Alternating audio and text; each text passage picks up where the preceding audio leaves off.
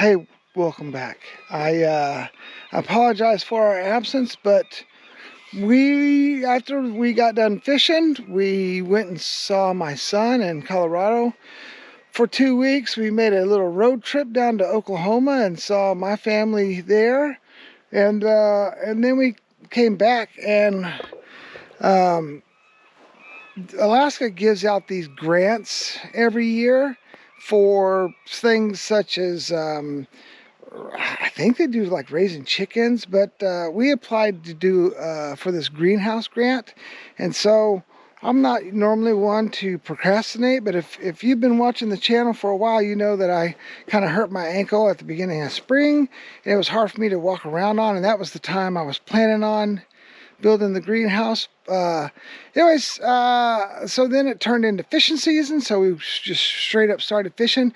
The deadline to get this thing built was September 30th, and so for the last week and I guess a week and a half, we've just been trugging away getting this greenhouse built.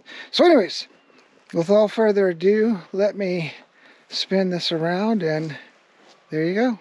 There's our greenhouse. Let me take you inside. It's some odd dimensions because we couldn't, the platform that we had, we could only build 10 feet wide instead of 12 feet. It had been smarter to do 12 feet, but you got to work with what you got. So we built it at 16 by 10 foot, and let me spin you around here. There you go. So we're going to have a bed in the back, one bed on each side. We've still got some finishing work to do. I gotta I gotta build the door.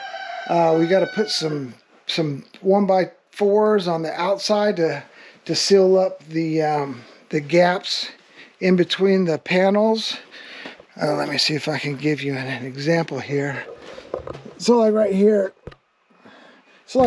where there's this gap, we're going to put 1x4s going the long ways to seal that up, and then that's pretty much it. I gotta finish the back up a little bit, but it was, why we didn't videotape any of this was because we were on a time crunch, and it was like monsoon season here. It was just hammering rain. Normally you get like a little drizzle, not a big deal. The camera can stay out in that. That's not a big deal.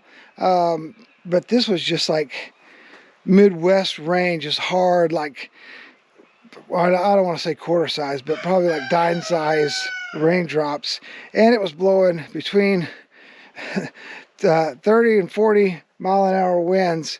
So it was just, I didn't think we were going to get the roof on, but luckily,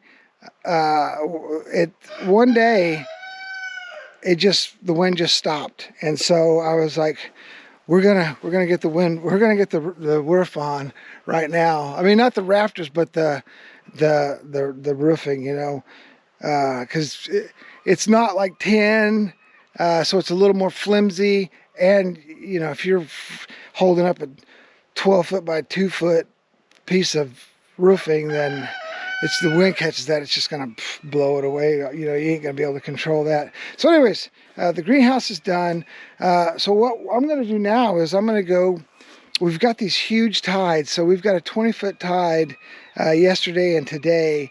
And so I'm gonna go, it's brought all the seaweed up. So I'm gonna take you guys around there, and I'm gonna go collect some seaweed, and we're going to line these beds with seaweed, and then when we get our dirt, we'll just throw the dirt in there, and we can start mixing it up, and I think that'll give us a good base for getting you know, all the microorganisms in there and getting some good nutrients into our soil.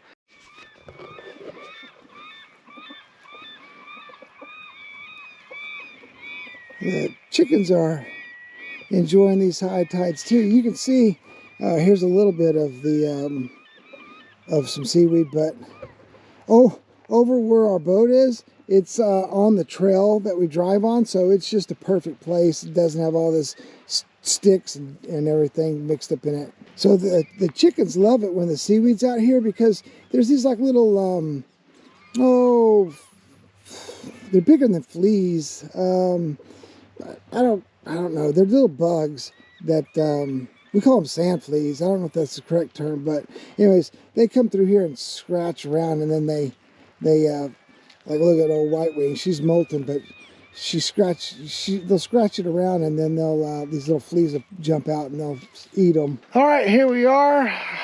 We're gonna pull the boat out, but we've got all this seaweed because of this 20-foot tide. So we're gonna shovel up some of the seaweed, take back with us, and put it in our new beds in the greenhouse.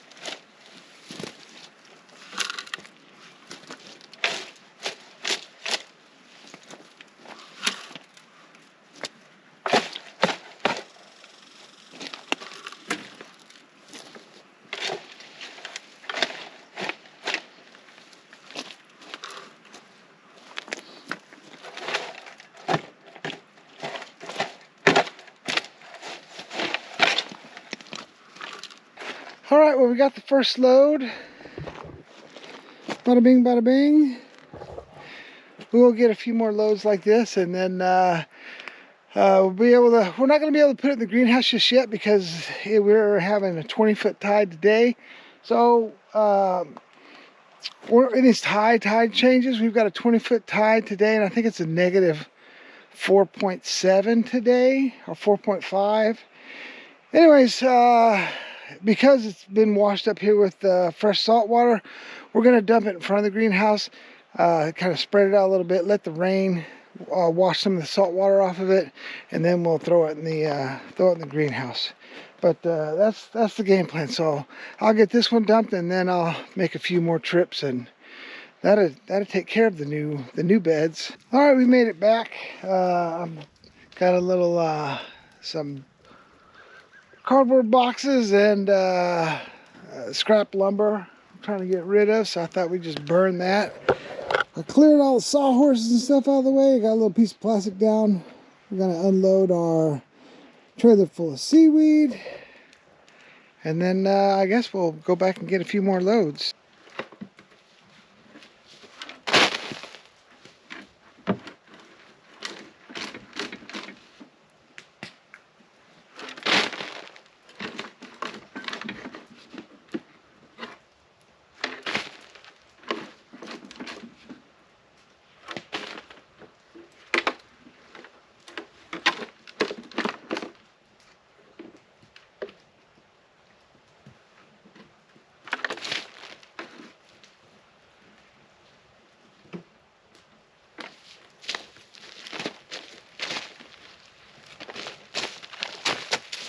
this here is your typical seaweed.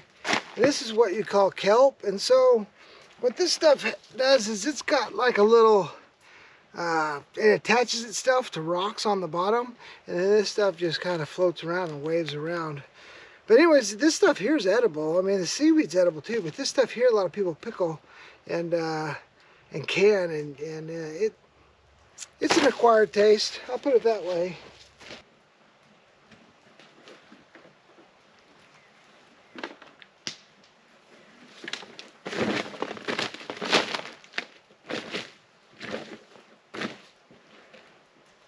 This is all kelp right here.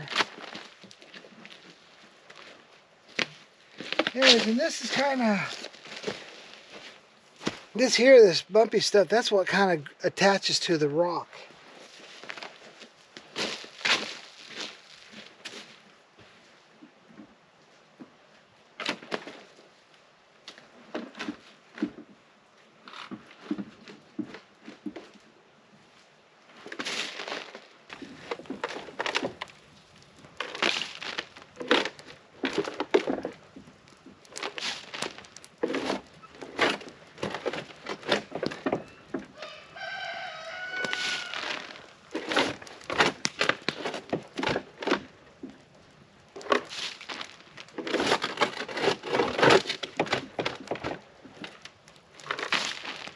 All right, I just wanted to thank you for watching. Remember, live free.